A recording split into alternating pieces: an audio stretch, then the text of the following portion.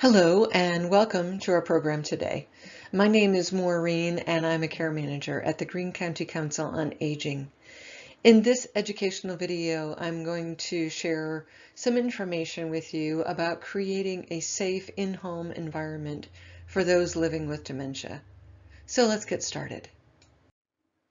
When a person has dementia, they are at an increased risk of having an accident in the home and being injured. Therefore, it's important to identify potential dangers within the home and try to make the home environment as safe as possible. Also, it is important to have a backup plan in case something were to happen to the caregiver. When we think about safety, it is important to understand that when a person has dementia, they may not be able to respond appropriately to emergency situations. By that, I mean, if a fire were to get started in the home, would that person living with dementia be able to understand what is happening and respond appropriately by calling 911 and getting themselves out of the house? If the answer is no, then that person should probably not be left alone at home. Another scenario could be that the spouse of a person living with dementia suddenly needs medical attention. Would the person living with dementia be able to call 911 and ask for an ambulance? If the answer is no, then perhaps an emergency response system is needed for the person who is the caregiver so that they could call for help in an emergency situation and not depend on someone who might not be able to respond appropriately. Firearms are another concern regarding someone with dementia. If there are guns in the home in which the person living with dementia resides, it is best to remove the guns from the home. At the very least, they should be stored in a gun safe or lockable cabinet that the person living with dementia has no access to. The ammunition should be stored separately as well. The reason that this is important is that some people living with dementia have significant and sudden changes in their cognition. It is not unheard of for a person living with dementia to suddenly not know who a family member is. They may think that their spouse is an intruder, and they may feel that they need to protect themselves. If there is a gun available, the person living with dementia might decide to get the gun for protection, and that may become a very dangerous situation. So let's please remove the guns from the home. Another item of safety is to monitor the smoke alarms, carbon monoxide detectors, and the fire extinguishers to make sure that they are in good working order. And if the person living with dementia smokes, please supervise this activity to prevent a fire from happening. Changes in vision are not unusual when someone has dementia, especially Alzheimer's disease. Sometimes the area of the brain that is affected by the disease impacts the person's ability to understand visual cues. Misinterpreting this type of visual information can be the cause of falls that lead to injury. Some folks would see a throw rug, such as the one in the picture above, and think that there is a hole in the floor.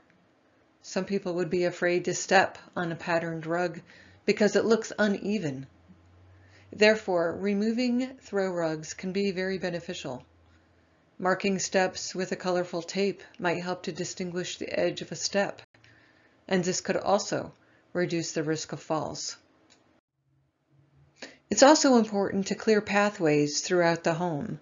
Removing clutter and excess furniture might make it easier for the person living with dementia to get around the home safely, especially if they use a walker or other assistive devices that could get tangled or caught in stuff that is lying around. Sufficient lighting that can easily be turned on would be an added benefit for the person living with dementia, to see where they are going and to understand what they are seeing. As symptoms of dementia increase, it is important to be mindful of the dangers in the kitchen. Sharp knives fall into the category of firearms and they should be removed. Dangerous appliances such as a stove or the garbage disposal should be disabled so that the person living with dementia does not hurt themselves while trying to use them. Remove expired foods so that the person living with dementia does not eat those foods and get ill, which could lead to hospitalization and more confusion. And be sure to remove items to which the person living with dementia is allergic to, because they may forget that they have an allergy to certain foods. There are also things in the bathroom and the laundry room that can be hazardous. Be sure to keep the lint screen and the ductwork to the dryer free and clear in order to avoid a fire that your loved one might not be able to respond to properly. Potentially dangerous household cleaners and other products such as medications and alcohol and bath products should be clearly marked as to what they are or be locked up. It is not unusual for a person living with dementia to smell a product that is scented with lime or orange and think that it is something good to drink. If the person is no longer able to read, even labeling won't really be helpful. So consider what your loved one is capable of and adjust the home setting to their particular needs. Consider having grab bars installed in the bathroom for added support when transitioning in and out of the bathtub or shower. No-slip mats are also good for this purpose. And make sure that the water temperature isn't too hot so that it does not scald your loved one. Additional lighting can be helpful, especially at night, if your loved one tends to get up during the night and walk around in the dark. Electric devices such as blankets, heaters, fans, and heating pads should be closely monitored when they are in use in order to prevent fires. Consider providing a safe place for your loved one to sit so that they can safely take off their shoes and remove their clothing. This will help to prevent falls. Keep things within easy reach and free from clutter. It's important to keep your loved one out of the basement or from going up into the attic. Stairs are dangerous, as I mentioned earlier. Plus, your loved one might accidentally lock themselves in the basement or the attic and not be able to get out on their own. Be sure to remove large and small machinery. You never know when somebody will decide to go out and mow the lawn or do something dangerous in the garage. Take the temptation away. If a person living with dementia is not able to drive safely, remove the car or disable the car. Take the keys. Prevent them from driving. Sometimes something simple like a sign or a note can deter a person living with dementia from doing something that could harm them. Stop signs, such as the one pictured here, are often used to prevent a person from going outside on their own or entering into a room that could be potentially dangerous. Signs and notes can also help remind your loved one to wash their hands and brush their teeth.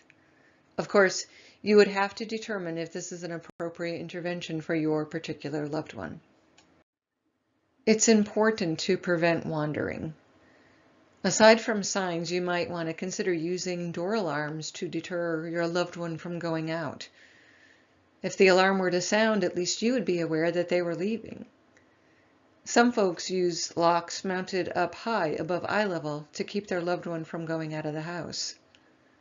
Further, there are programs that can help to find and return your loved one if they were to get lost. One of them is called Medic Alert Safe Return.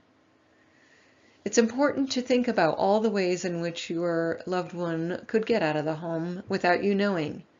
And it's important to think about why they would want to leave their home in advance, and maybe you can deter that from happening by meeting the needs that they have. And the backup plan. If you are caring for another individual, it is always important to have a backup plan in case something were to happen to you and you couldn't assist your person. Consider who will check on your loved one if you're not able. How will your loved one respond to that person? What could you do to make your loved one feel more comfortable in advance? And what information should the backup person have in advance so that they can care for your loved one in the best possible way? These are important things to think about. Well, that's all I have for you today. I hope you found this information helpful. If you have specific questions, you can give us a call, and I would be happy to answer your questions or lead you to the right person or agency who can help you with your concern. As always, we at the Greene County Council on Aging are here for you. Check out our website for information about other programs and services that might be helpful to you. Thanks for watching. Take care.